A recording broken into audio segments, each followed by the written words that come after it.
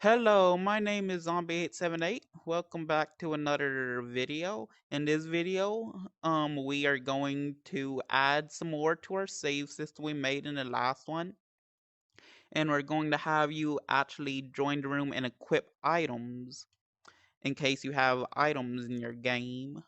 Since we got 10 likes on the last video, I am going to keep my promise and do this.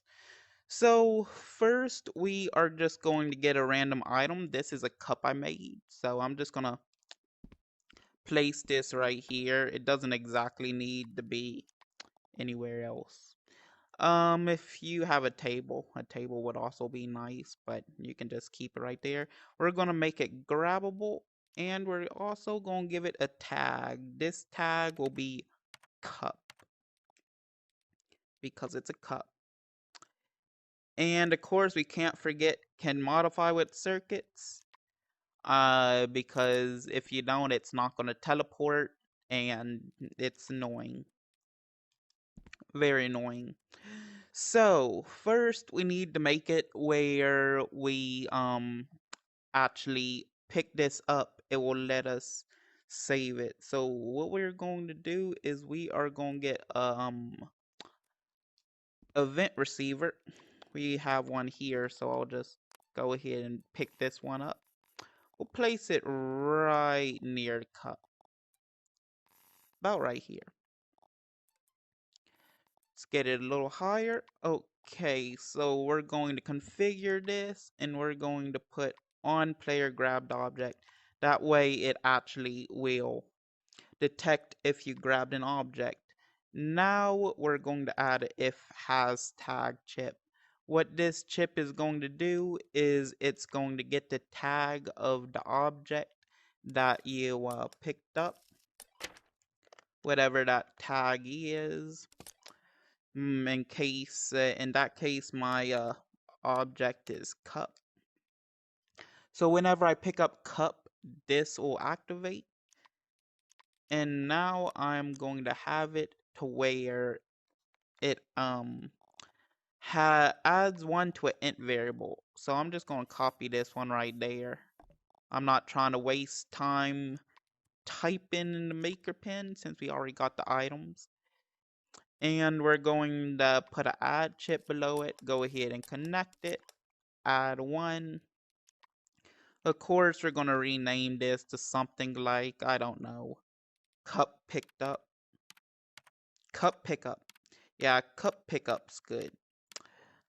And we're going to submit it. Make sure it's submitted because if it's not, then it's going to affect this. You don't want it to affect this. Now we're going to connect the has tag to the int variable. Now if you pick up the cup tag, which is this, it's going to add one to that. Going to get a greater or equal to chip.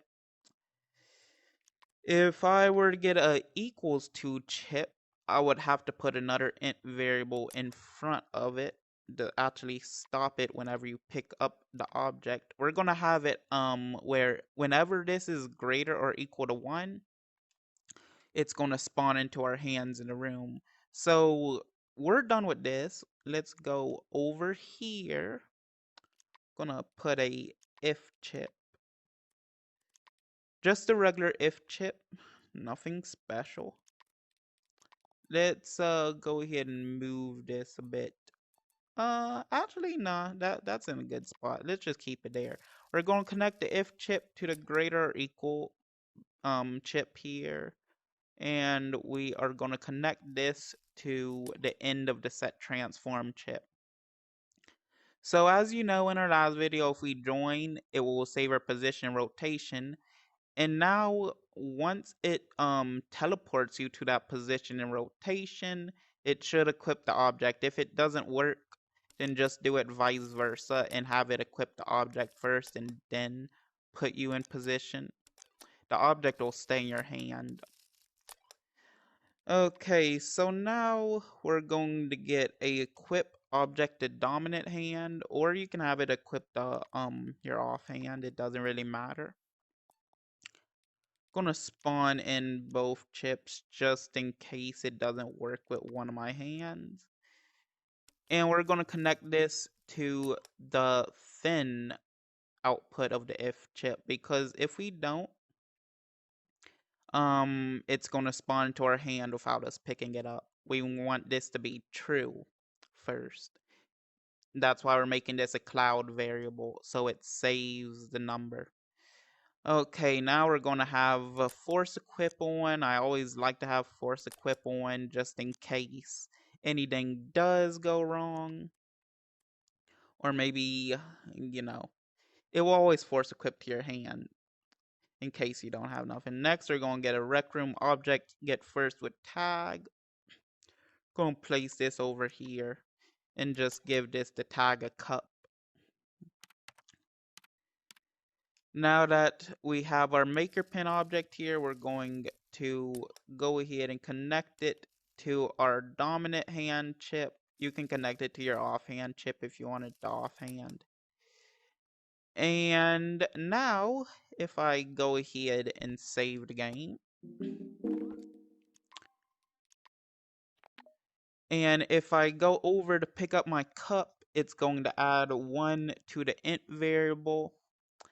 And when I join back, it should do this. So right now, this is 0.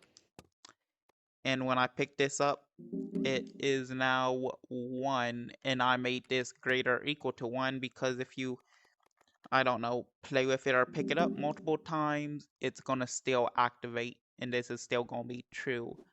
Now, when we leave, it should equip in our dominant hand.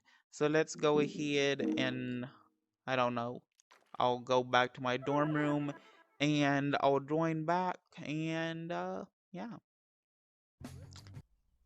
I don't know how many times I'm there. But anyway, I'm going to join back and hopefully the cup equips my hands and my hands actually want to appear.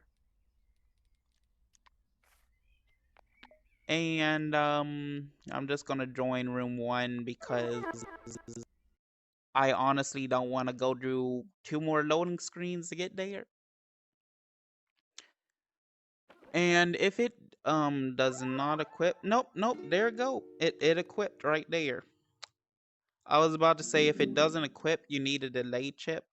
But I think the delay chip actually breaks it a little bit, so you don't need a delay chip. And now you can have this on your offhand if you want. You can also unequip items if, like, let's say I need to put a cup on the table. For example, let's say this is a table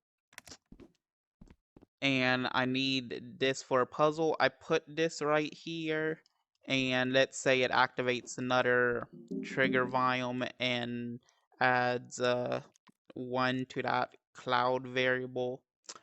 Then it won't equip to my hand. I can actually keep adding if chips. If anybody wants me to continue with this, I will definitely keep continuing with this to make the best save system you possibly can.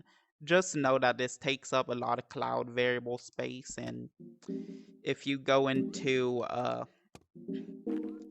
this room in settings, you can see your cloud variable space. You have a lot, but don't overdo it because you only have 100 cloud variable spaces. But anyway, if you enjoyed the video, leave a like, comment, and subscribe.